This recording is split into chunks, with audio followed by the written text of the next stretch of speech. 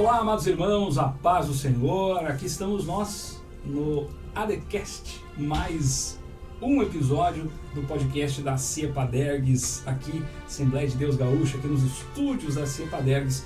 E hoje, com muita alegria, nós estamos recebendo aqui um grande homem de Deus, um amigo particular, que teve uma vivência muito especial. O assunto hoje que nós vamos abordar, já dando essa introdução, é a guerra lá em Israel, mais propriamente dito, ou principalmente ali na região da faixa de Gaza, onde até aqui foram mais de 6 mil mortos, sendo a grande maioria de palestinos, 1.400 aproximadamente em Israel, mas a grande verdade é todos os aspectos que envolvem, seja a questão geográfica, questão religiosa. Hoje nós vamos falar com quem esteve, que morou, que viveu alguns anos justamente ali em Israel e tem muita propriedade para falar sobre esse histórico, sobre esse conflito, sobre essas dificuldades, não nos esquecendo sempre que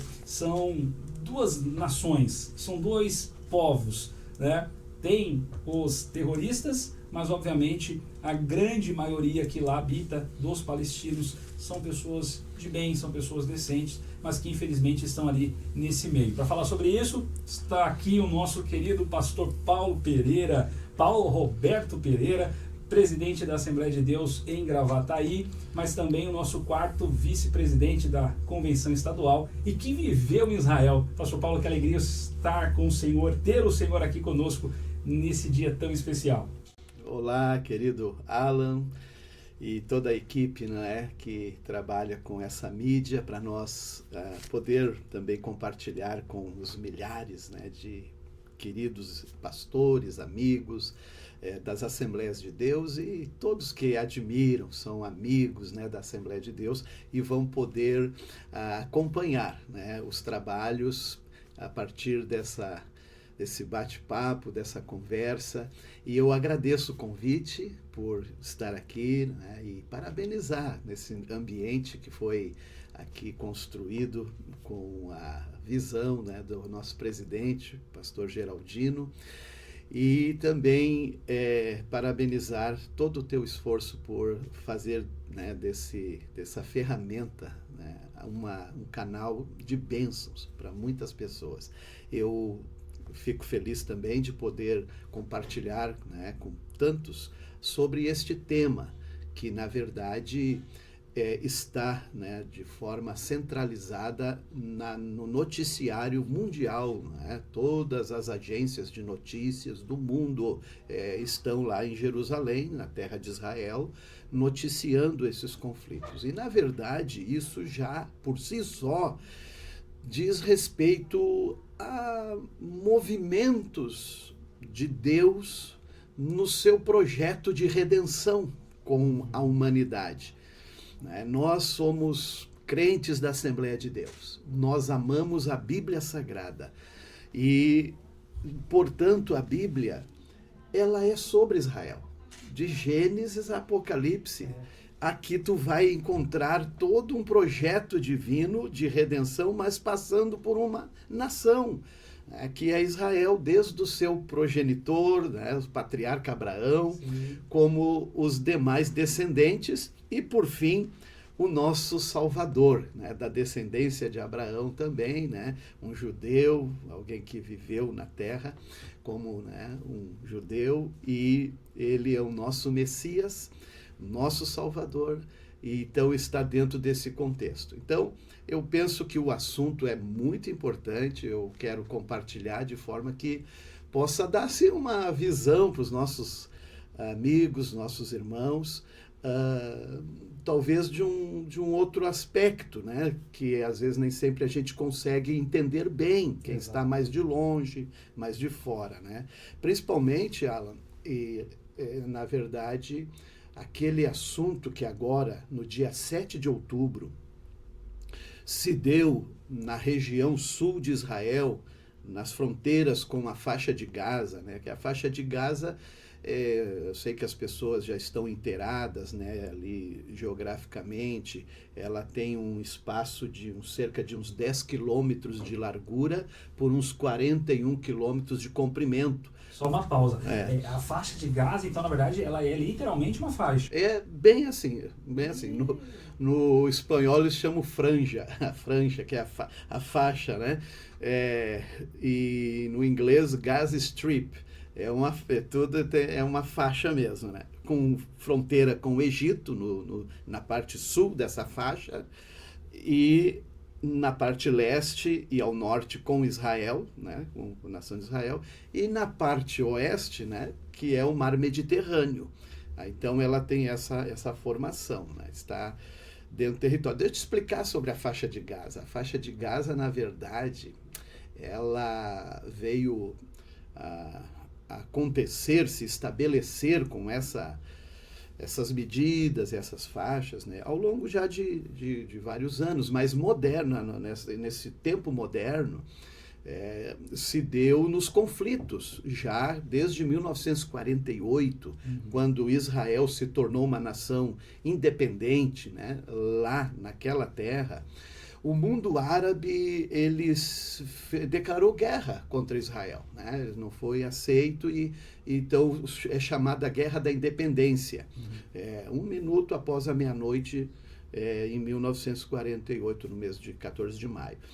A partir dali, então, se configurou esse conflito que vem se arrastando, né, em diferentes momentos, guerras mais acirradas, enfim. Mas foi só ali em 1967 que Israel, na Guerra dos 6 Dias, dominou um território muito grande, incluindo toda a península do Sinai. Que né? É extremamente rica. Riquíssimo. Né? Toda a península do Sinai, as colinas de Golã, né, no norte, que antes era da Síria, né, enfim, e até o sul do Líbano. Então, toda essa faixa. Aí, em 1975, depois da Guerra do Yom Kippur, que foi em 73, foi uma guerra muito cruel também, né, das nações vizinhas contra Israel.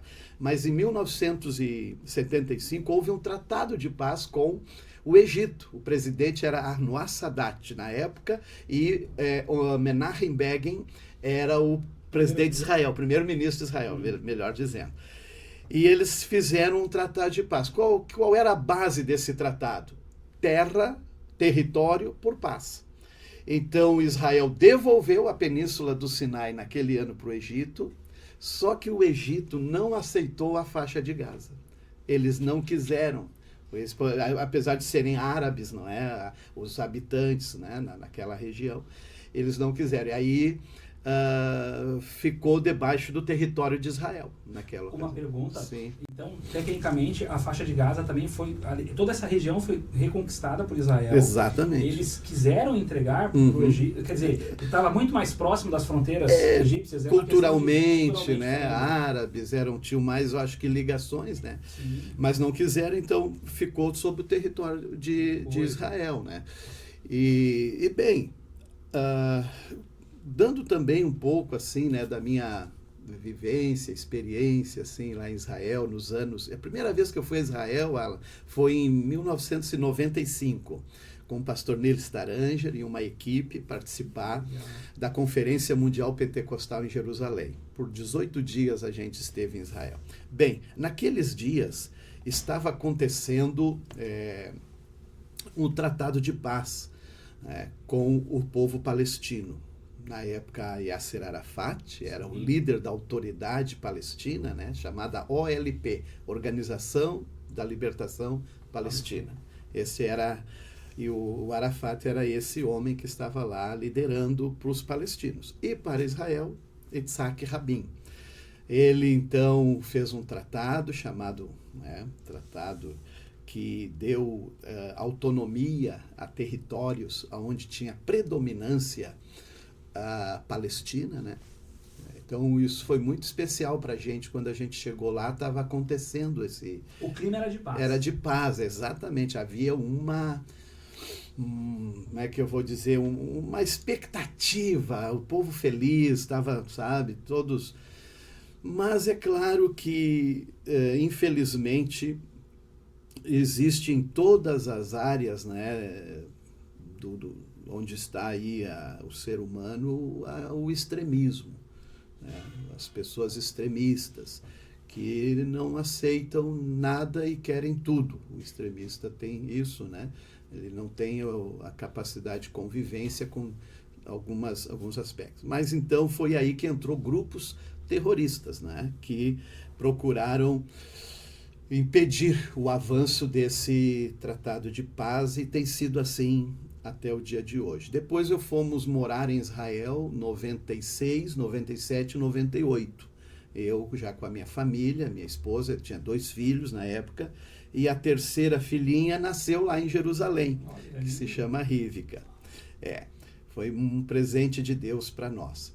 Depois retornamos ao Brasil, né, fomos começar a servir a igreja de Gravataí no ano de 98, e em 2008 retornamos a Israel para mais um período, mais um ano de dedicação lá. Foi também muito especial, muito abençoado. Mas é tão interessante, né, que esta vivência, e você falou logo abrindo aqui a nossa conversa, que não representa todos os árabes ou os palestinos, né? Depois eu quero só dar um toquezinho para o pessoal entender o que é palestino, por que palestino, por que Palestina, né? Mas veja só, como você fez essa menção, achei importante, né?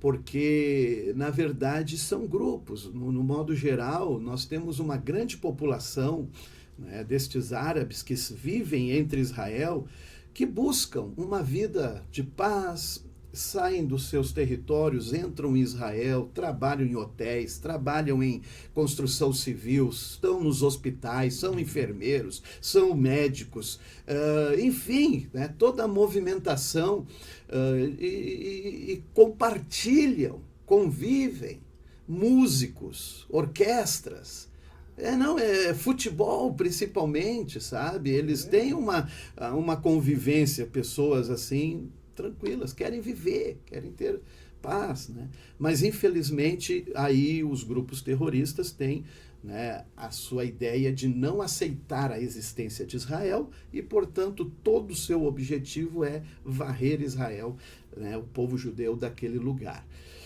Mas eu tive, então, nesses anos que a gente viveu lá, assim, também amigos palestinos. A gente tinha uma boa relação, até por ser brasileiro, né? O pessoal gosta muito do Brasil em qualquer parte do mundo. Verdade. Mas entre o povo árabe ou judeus, né? Ainda mais quando entra no assunto de futebol e tal, eles adoram os brasileiros, né?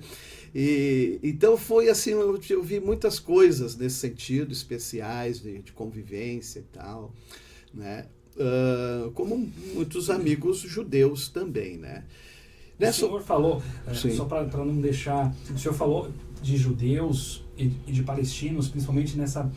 Os judeus, eles têm um respeito muito grande, né? Porque nós não podemos nos esquecer, o senhor mencionou aqui 1948, que foi justamente quando o Estado de Israel ele passou a existir. Porque Jesus, na verdade, quando a gente pega, vamos voltar lá, eu vou deixar já o assunto todo para o senhor daqui a pouco falar sobre. Isso. Mas aí nós vemos Jesus, ele quando está entrando em Jerusalém, ele chora, né? E aí ele chora justamente falando, e ele usa justamente aquela parábola ali da galinha, quantos anos, quanto tempo ele tentou, né, juntar, e aí ele chora, e aí a gente ficava... Antes, nós analisávamos aquilo de maneira muito rasa. A gente achava que esse choro de Jesus era porque ele seria condenado, era porque ele... Mas isso não, porque isso gera uma agenda do eterno, gera uma agenda que estava pré-definida desde a fundação. Mas aí Jesus, ele chora justamente por conta disso. Depois vem os discípulos falando que templo lindo, Jesus diz, não ficará pedra sobre pedra. E aí, na verdade, nós entendemos que Jesus está preparando já, de maneira profética, a diáspora, que vai acontecer na década de 70, onde o Império Romano, cansado das brigas, ele expulsa, de fato, e quer aniquilar tudo que for judeu, tudo que tenha ligação com Israel. E aí é onde que começamos a entrar essa situação da Palestina. E aí agora é tudo contigo. Né? Certo. Mas que bom tu fazer referência, né, a essa parte bíblica e essa visão, né, que Jesus também estabelece para entendermos os propósitos eternos de Deus com Israel e o seu plano de redenção. E realmente, todo o conflito que gera em torno de Israel, né, nós podemos explicar sociologicamente, tem aí especialistas para isso, analistas, não é, que estamos ouvindo, geopoliticamente, a política também, né, da região. Mas eu acho que para nós o interessante é entendermos biblicamente o que a Bíblia diz, né? E você fez referência agora a esse sentimento de Jesus. Ora, o sentimento de Jesus expressa a vontade de Deus, a vontade do Senhor, né, para com Israel e o povo judeu. Né, porque eles fazem, né, a centralização, queira ou não, né, de todo o projeto divino. E aí nós vamos também entender biblicamente, por que há esse ódio, às vezes, esta gana, né, de tempo em tempo, contra o povo judeu, contra Israel. E aí nós vamos olhar de forma mais ampla, é que tudo que Deus escolhe, tudo que Deus chama, que Deus, né, separa, ele sempre vai ter uma oposição, um ódio que é inspirado pelos infernos, porque tudo que é contrário às coisas de Deus vem, né, do maligno, Satanás, que quer destruir, matar, roubar aquilo que é projeto e plano de Deus. É assim com Israel e é assim com a igreja do Senhor, né, que se estabeleceu, e logo Jesus deu a declaração para que nós, como igreja, né, agora ao lado de Israel, entendamos que nós não estamos livres, que nem nós estamos vendo esse conflito aí lá em Israel, não é só porque é Israel, porque tem a ver com as coisas de Deus. E depois, se eles tivessem êxito em esmagar Israel, gente, é nós o próximo. Sim. Israel é aquela nossa última trincheira que resiste, né, essas ações destruidoras. Mas não pense que vai parar em Israel se caso eles... A Europa, a América, os continentes, onde tem alguém que não é, né, de acordo com a religião, enfim, a ideologia que eles professam, eles vão aniquilar, porque isso já é uma inspiração maligna. E é aí que nós, portanto, vamos entender, né, que Jesus disse: as portas do inferno não prevalecerão contra a minha igreja. Então, Alan, nisso aí ele está dizendo que a nossa posição como igreja não vai ser assim tranquila, não vai ser todo mar de rosa, vai ter luta mesmo, como foi com Israel. Eu tenho uma história bíblica, né, que aconteceu com o povo judeu poucos dias, poucas semanas após eles saírem do Egito como uma nação que estava escravizada. Passaram o Mar Vermelho e logo em seguida, né, depois deles tiverem muita reclamação, porque não é fácil, né, com água, não, faltou água. Está no capítulo 17 de Êxodo. Meu Deus, o que é caminhar no deserto sem água? Então esse povo ficou apavorado e clamaram a Moisés. Moisés tira aquela água da rocha. Foi em Refidim, né? Refidim, Eu caminhei no deserto, eu e a minha esposa, Alan, queridos amigos, né? E foi uma experiência extraordinária. E nós lembrávamos, quando nos faltava água, começava já a sentir efeitos emocionais no organismo. Isso que eu ia perguntar, porque a gente não tem noção, né? A gente analisa assim muito friamente que é surreal, que a gente observa por estudos, por pessoas que estão lá, que a temperatura é exorbitantemente quente durante o dia e à noite cai. Cai fria, até 3, 4 graus. Explica essa sensação. É uma sensação incrível, sabe? E é desse jeito, mas você perde muito líquido durante o dia, caminhando. Imagina aquele povo, ainda que tinha nuvem, né, que os cobria. E aí, bom, Deus abençoou, eles tiveram água, mas aí veio uma outra luta, uma guerra chamada Guerra contra Amaleque.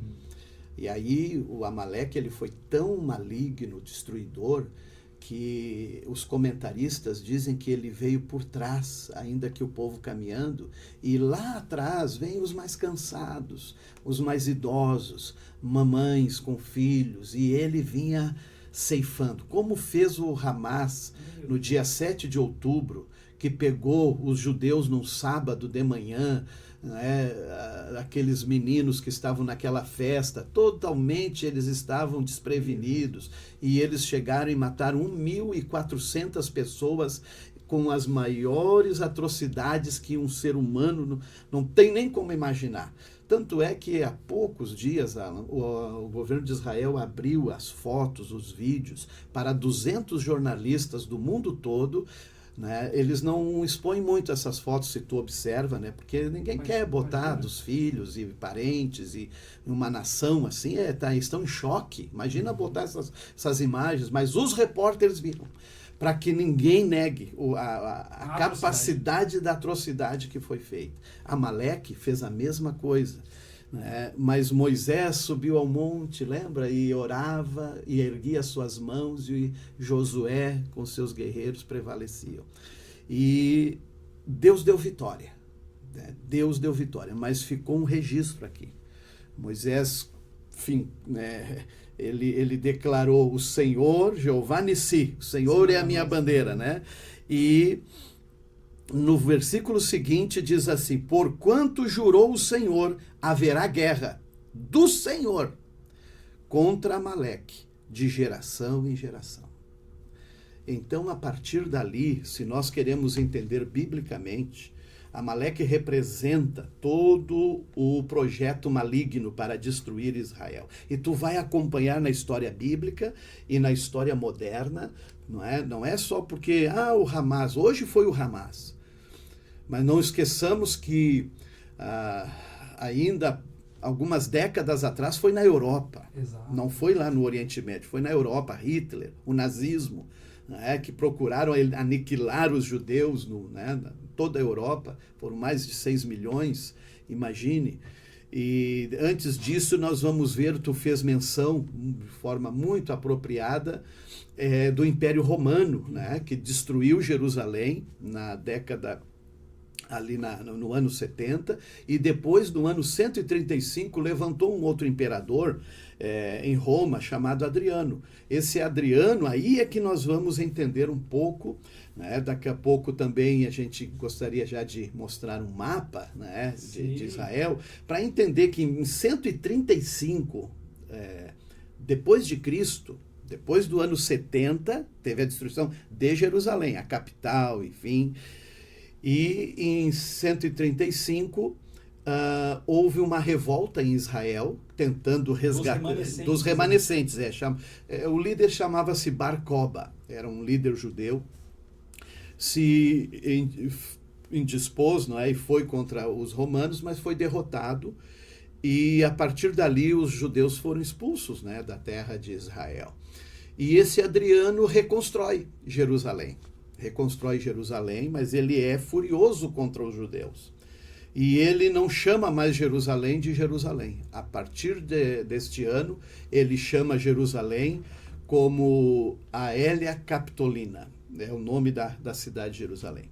E depois também ele dá um outro nome à terra de Israel. Daí é que entra o nome Palestina. Entendeu? Até então, ela era conhecida como Terra de Israel. E a partir do ano 135, ele coloca o nome de Palestina. Por quê? Porque ela tem uma semelhança, na língua latina, com o nome linkado aos filisteus, que eram os arqui-inimigos de Israel. Então, tudo que era contrário a Israel, ele deu uma evidência. Por isso, a partir desse ano, passou-se a chamar Palestina. E ela foi assim identificada até 1947. 1947, desde 135. Veja que houve outras tentativas de aniquilação do povo judeu, como a Inquisição, já, né, nos anos 1500, 1400, tanto na Espanha, Portugal, e o mundo cristão que naquela época fez essa ação muito trágica, né? E agora, em 1947, as Nações Unidas, né, depois da Segunda Guerra Mundial, que terminou em 1945, em 47 as Nações Unidas se reúnem, né, com a liderança do secretário das Nações Unidas, que era o brasileiro Oswaldo Aranha, gaúcho de Alegrete, é verdade. E ele, então, encaminha a votação, com muita oposição, Alan, de acordo com os historiadores, os registros, muita oposição do mundo árabe, né, naquela ocasião, porque não queria essa partilha. A ideia era partir a terra de Israel no meio, sabe? Um pedaço para os árabes, que os chamados palestinos, e o outro para Israel. Naquela época ainda, 1947, eles chamavam de Palestina. Tanto que já tinham judeus, muitos, 600 mil judeus já moravam nessa região chamada Palestina, né? E o certificado de nascimento das crianças nascido na Palestina. Muitos que nasceram, era Palestina. Mas Jerusalém já tinha o nome de Jerusalém, já tinha sido resgatado esse nome, né? De Jerusalém. Mas foi em 1948, com a Declaração da Independência, dia 14 de maio, que a partir dali, então, ela passou-se a se chamar Eretz, que é terra em hebraico, Israel. A terra de Israel. É o país, a nação de Israel. Então, Palestina foi até ali, né? Dali para cá é a terra de Israel. E quem são, Alan, na verdade, os palestinos? Os palestinos, né, que se instalaram na terra, né, de Israel, né, na Palestina, naquela época, é algo que veio muito tempo depois. Veja que no mapa que nós mostramos, ele mostra como que estão divididas as 12 tribos de Israel, debaixo do reinado de Saul, Davi e Salomão, né? E ali eles têm aquela abrangência territorial chamada o país, a terra de Israel no governo único, né? Separado pelas tribos, mas um único rei, né? Muito bem, aí depois, veja só, essa terra é invadida, ela é dominada por povos estrangeiros, como os babilônios, depois mais tarde vieram os persas, depois os gregos, por fim os romanos, né? E depois vieram outras invasões com surgindo o mundo ou a religião muçulmana, com Maomé no ano 600 depois de Cristo ainda. Veja quantos anos passou. 600 depois de Cristo surge o islamismo, com o seu profeta Maomé, né? E ele então abrange a sua religião no mundo árabe. E a partir dali, em alguns momentos, os mamelucos, os árabes, né, os muçulmanos, conquistam Jerusalém e a terra de Israel. Mais tarde vêm os turcos otomanos, que são muçulmanos, também governam a terra da Palestina na época. Por fim, o mandato britânico. Aí a Inglaterra, né, nos anos que antecede a independência de Israel, é quem está dominando a região da Palestina, né, até 1948. E então, a partir daí, é que a gente vai entender como que surgem os palestinos. Então, a partir de Maomé, no ano 600, Maomé, ele tem as cidades sagradas como o berço do islamismo, Meca e Medina. Primeiro ele conquista Medina, depois ele conquista Meca, né, na Arábia Saudita ali, e expande o reino dele. E assim seguem os anos, né, a religião crescendo, abrangendo, o islamismo, dominando, a força, a espada, era desse jeito, não era fácil.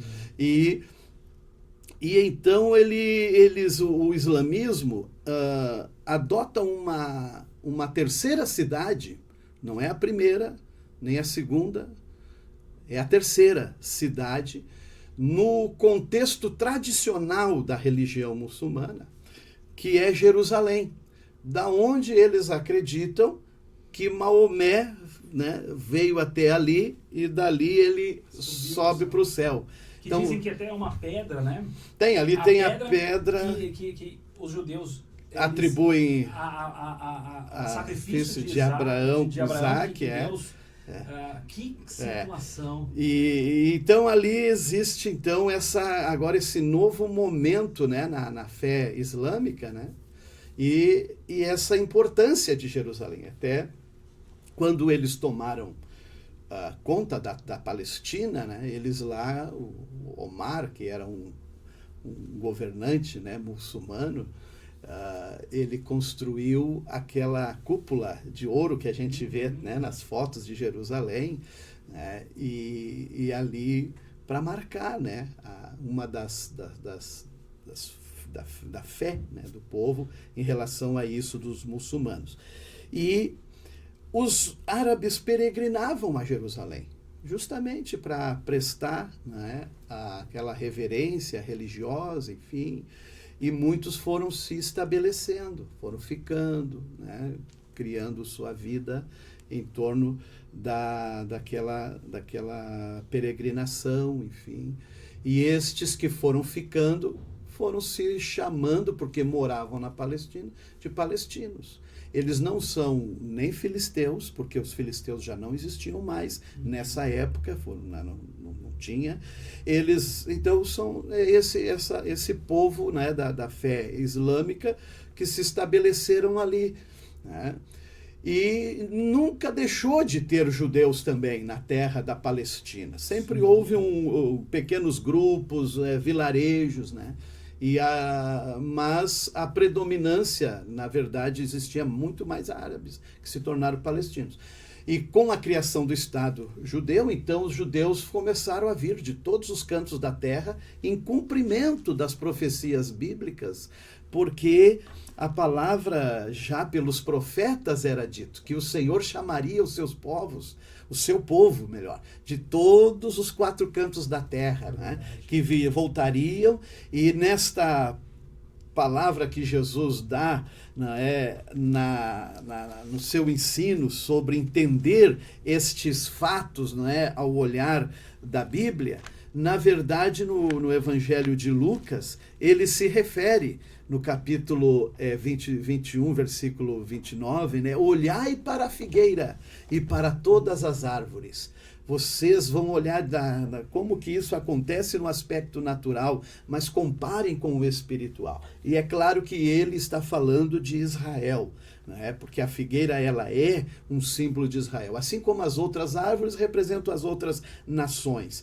E o propósito desta palavra profética era para falar do fortalecimento, do ressurgimento da nação de Israel, né, na sua terra. E, portanto, a gente percebe que a partir daí se torna um grande conflito, né? Desde como eu estou me referindo à criação do Estado de Israel e com a ideia de criar um país palestino. E hoje é o que se fala muito, né? A ideia de criar, então, esse país, dar independência a esse país, mas pelas ações terroristas, o ambiente ele não se consegue, sabe, ter essa capacidade. Porque quem é que vai governar terroristas? Ninguém governa terroristas, né? O senhor comentou algo bem importante, né? Nós vimos esses dias uns descendentes das tribos, das demais tribos, vindo, inclusive, de outros países, e aí nos fez lembrar daquela profecia marcante que Deus mostra para Ezequiel no capítulo 37. É justamente quando ele fala, essa é a casa de Israel, se referindo justamente a um novo exército, a um exército que ele mesmo iria soprar, iria juntar. E aí, se a gente começa a pegar o contexto, a Bíblia é uma coisa surreal. Não, ela se cumpre, né, no nosso dia a dia. Não, e essa parte realmente é de uma situação caótica, né? O vale de ossos secos, tudo, né? E ali o profeta diz, essa é a casa de Israel, né? Quer dizer, é de um ambiente caótico que também, né? Quer dizer, Alan, se nós pudéssemos resumir, claro, tudo, mesmo com todas as ações, os projetos de destruição de Israel, uma coisa nós vamos concluir com este livro sagrado, é que Israel e as coisas de Deus são indestrutíveis. Ninguém destrói o que é de Deus. Israel é de Deus e não tem como. É claro que neste momento que o mundo, né, todos estão com os olhos voltados, né, para este acontecimento que se deu e a retaliação, né, de Israel e o objetivo agora de eliminar, né, esse grupo terrorista, o Hamas, que faz sofrer não só Israel, faz sofrer o seu próprio povo. Aliás, é os que mais sofrem, eles infelizmente. Não estão nem aí, né? Eles são assassinos frios, como o senhor falou, as atrocidades. Eles não estão preocupados com o seu povo. De forma alguma. Então, me diga qual é a nação, Alan, que está em guerra e que faz sobrevoar o seu povo inimigo e joga milhões de folhetos no idioma daquele povo dizendo, gente, saiam daí, saiam das suas casas, vão para uma outra região, porque nós vamos atacar. Quer dizer, está dizendo, não queremos machucar vocês, mas nós precisamos, eles estão dizendo, acabar com esse poder de destruição desse terrorismo que existe. Eles querem destruir o terrorismo, não as pessoas. E Israel faz isso, eu vi agora a imagem descendo aqueles folhetos, né? Mas o que acontece com os terroristas? Eles bloquearam estradas, mataram civis, porque estavam tentando os próprios seus compatriotas. Não, as pessoas às vezes não entendem bem o que isso significa, né? E aí tem essa questão, o senhor falou uma coisa, lógico que tem um lado espiritual, isso é fato, é bíblico, esse levante. E nós vemos, hoje em dia, não estamos aqui para falar de política, mas obviamente não tem como deixar passar batido, como principalmente as alas da esquerda, eles tentam, eles denigrem de uma tal forma, é a colonização judaica, que é a ideia das regras judaico-cristãs, que na verdade foi a base para 90% das leis que existem no mundo hoje, justamente o Decálogo e as mais de 600 leis que Deus deu aos hebreus, aos judeus, enfim. E aí a gente percebe isso daí, até querendo colocar Israel como vilão. Para que fizeram isso? O senhor comentou de Amaleque. Deus, ele fez com que Saul perdesse o reinado por conta de Amaleque. Por quê? E aí a gente olha, né, para quem não conhece essa parte da história, acha que é um Deus mau, mas para que Deus vai matar aquele povo que era inocente? Na verdade, tem que entender esse contexto. Veja que eles estavam indo por trás, matando os inocentes, a ponto de Deus, se a gente analisar ali o capítulo 17, Deus ele cria, se fosse nos dias atuais, um ranço com esse, tipo assim, não tem conversa. Tu queres ver um outro Amaleque no cenário bíblico de destruição do povo judeu? Chama-se Amã, o homem mau da Pérsia, debaixo do reino de Assuero, né, que era um reino de mundaréu de províncias, né, dominava o mundo. E o Amã, ele é da descendência de Amaleque, né? De acordo com a Bíblia. Amã, ele faz um plano de destruição do povo judeu e o rei assina um decreto quando ele tem uma motivação. Qual é a motivação que ele dá para o rei? Rei, tem debaixo do teu reino um povo que é diferente, tem leis diferentes, né? O fato de ser um povo escolhido, um povo, né, de Deus, ele se inspira para aniquilar.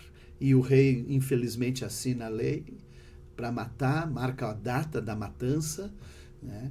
Mas é nesse cenário que Deus entra com a rainha Esther, né? E ela, então, entende que foi para aquele momento que Deus colocou ela naquela posição, né? Por quê? Porque, como eu volto a falar, o que é de Deus é indestrutível. E Israel saiu, os judeus saíram vitoriosos naquele coisa, Amã se acabou, né? E a memória deles também, e de forma que biblicamente nós vamos entender isso, né? Talvez as pessoas, mas por quê? Por quê? E tu tocou num ponto importante que é, às vezes, a distorção que Exato. a mídia e muitos talvez começam a colocar sobre as ações de Israel, né, em relação a essa situação. Aí eu te pergunto, Alan, e a todos que estão conosco aí, sabe, assistindo, eu te pergunto o seguinte: eles falam da crise humanitária, água, eletricidade, óleo, diesel, enfim, combustível, alimento, né? Se cada foguete que eles fabricam para jogar sobre civis, casas, né, que toca aquela sirene, tudo, você já pensou viver num ambiente desse? E tu tem que se esconder com a tua família. Se cada foguete daqueles eles transformassem em pão, em sopa, em alimento, em medicamento, e desse para o favor do seu povo, né? Deixa eu te falar uma coisa que dos líderes de Israel, em 2005, o primeiro-ministro era Ariel Sharon. Ariel Sharon foi quem decidiu unilateralmente tirar os israelenses, judeus, e o exército que moravam dentro de Gaza, saindo de Gaza, né, para dar seguimento ao projeto do Tratado de Paz. Isso foi em 2005.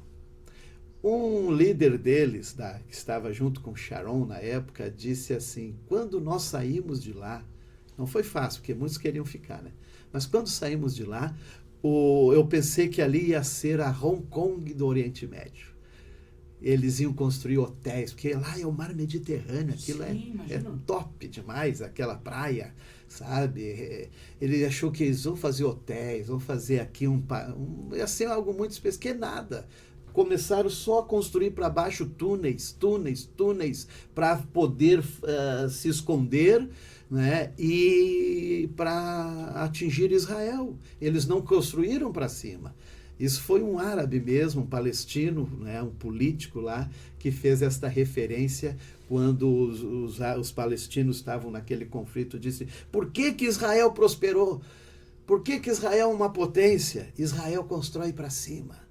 E nós, palestinos, construímos para baixo. Pegando um gancho no que o senhor está falando, 2005, o Hamas ainda não dominava. Não, foi em 2007. É isso que eu ia falar.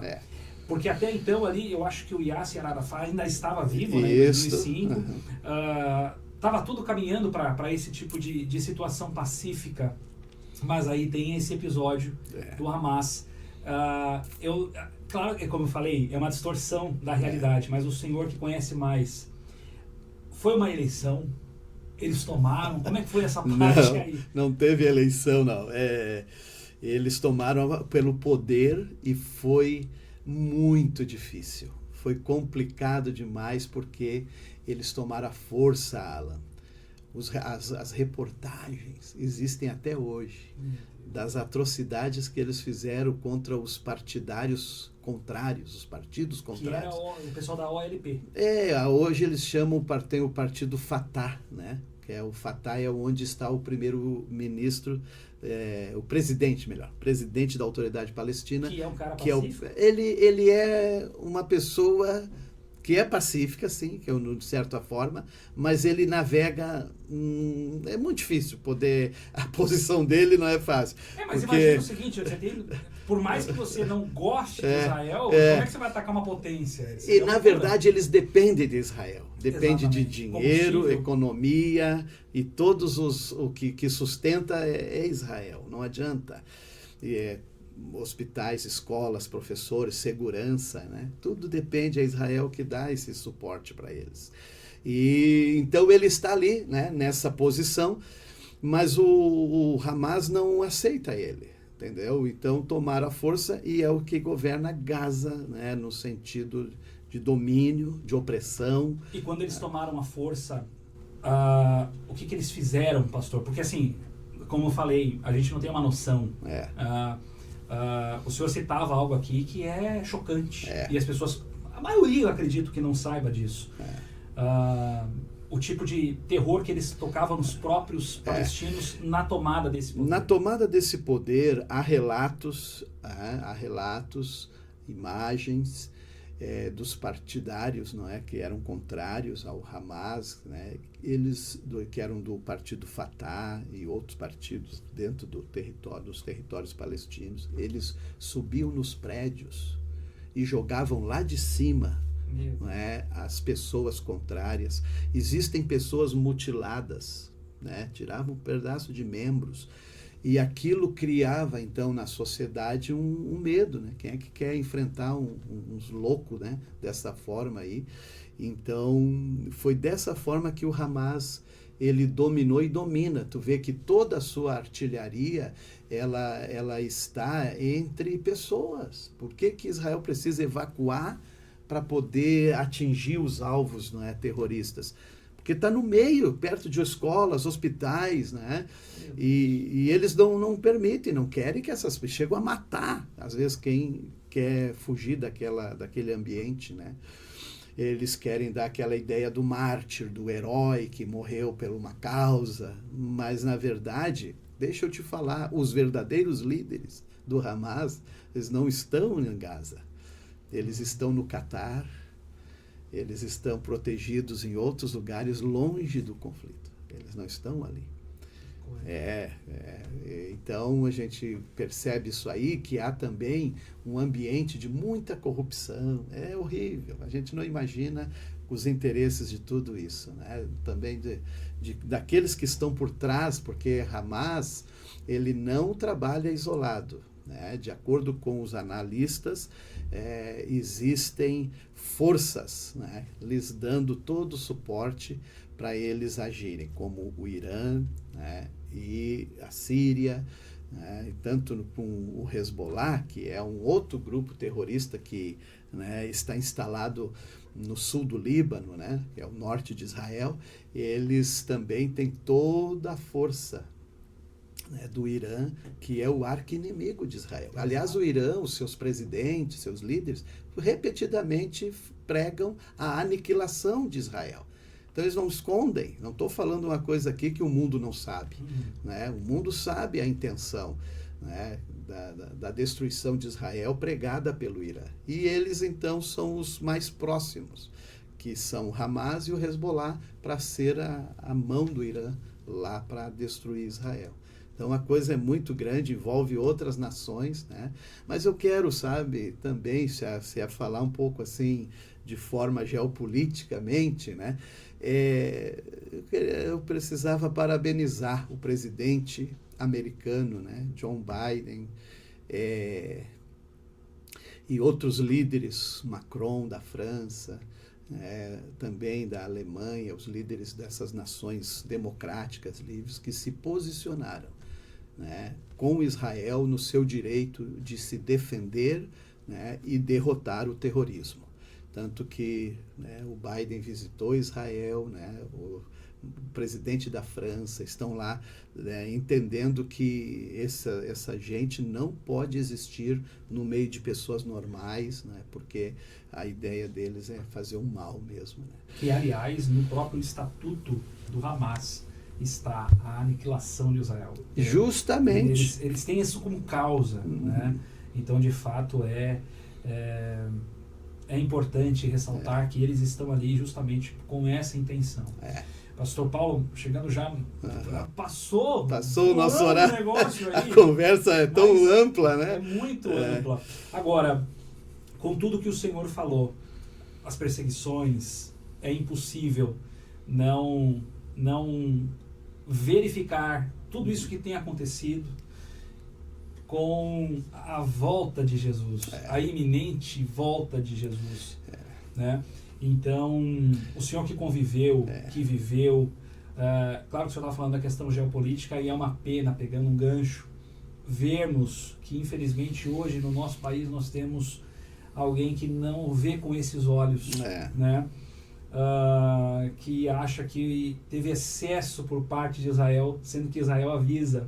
Então, é uma pena, uma nação como a nossa, infelizmente, ficando no meio termo e ainda se solidarizando com os terroristas, né? O que é ruim. Mas veja, Alan, nesse aspecto, indo para a parte final, você observa que em relação à volta de Jesus e as profecias que se referem, né, a esse desencadear de eventos, Alan, é do dia para a noite, ou da noite para o dia. As coisas acontecem, de repente envolve o mundo todo.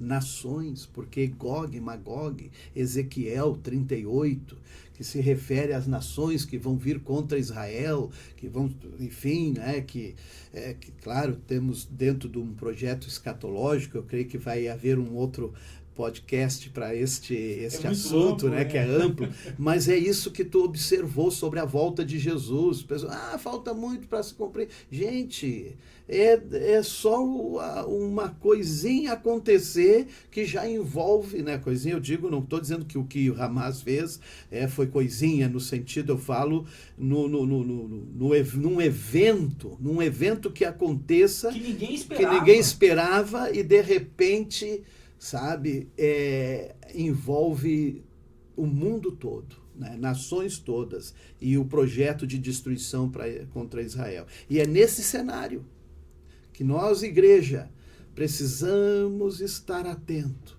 sabe, com os nossos olhos voltados para a figueira, como disse Jesus, olhai para a figueira, porque é nesse ambiente que nós vamos também a qualquer momento, né? Não vou dizer que a volta é hoje, é quando o Senhor quiser, porque o cenário se monta num instante, Deus tem o controle de todas as coisas, né? Mas uma coisa é certa, Alan, né? Uma coisa, amigos, irmãos, nós podemos confiar nas Escrituras, que o meu lugar como crente, o seu lugar como um crente, será aquele que o evangelista João, na ilha de Patmos, ele teve a visão. Em Apocalipse, capítulo 15. E eu gostaria de ler para concluir a nossa participação, claro, porque ele é um texto de esperança sobre Israel e sobre a igreja, né? E eu concluo assim com esta visão. Ele viu isso aqui. E cantavam o cântico de Moisés, servo de Deus. Quem cantava o cântico de Moisés, servo de Deus? É claro que é o povo de Israel. E depois, e o cântico do Cordeiro. Quem é o cântico? Quem canta o cântico do Cordeiro? O Cordeiro é Jesus, é a igreja. Então aqui eu vejo Israel e a igreja na eternidade, né? Dizendo, grandes e maravilhosas são as tuas obras, Senhor. Deus Todo-Poderoso, justos e verdadeiros são os teus caminhos, ó Rei dos Santos. Então é essa a nossa esperança, nós com Israel, né? Uma eternidade com Deus. É isso aí. Pastor Paulo, eu queria agradecer ao senhor pela participação riquíssima, que passou o tempo que a gente nem viu, mas importante muito importante ter o Senhor aqui conosco. Obrigado. Tem muita coisa para falar sobre isso, certamente vamos voltar a falar mais adiante, mas queria louvar a Deus pela vida do Senhor, da linda igreja de Gravataí, Amém. da sua esposa, irmã Ceissa, da sua família. Enfim, pastor, foi uma alegria para nós. Amém. Estamos chegando ao fim, mais um episódio do nosso ADCast. Aliás, como é que é o nome? Como é que fala? É isso É isso mesmo, mesmo? ADCast. O pastor é poliglota, fala árabe, inglês, espanhol, mas enfim. Então, louvamos a Deus por todos vocês que ficaram com a gente até aqui. Não se esqueça de se inscrever no canal da Ciepa Dergs. Vai ter toda semana um podcast diferente, com temas diferentes. Os próximos assuntos envolvem toda essa introdução que, na verdade, foi falado aqui sobre Israel nessa guerra. Oremos por Israel. Oremos pela paz de Jerusalém e também pelos palestinos, pelos cidadãos. Não nos esquecemos nunca que Jesus está às portas e que nós precisamos estar preparados, olhando para a figueira e observando todo esse acontecimento. Que Deus abençoe você. Até a próxima. Tchau.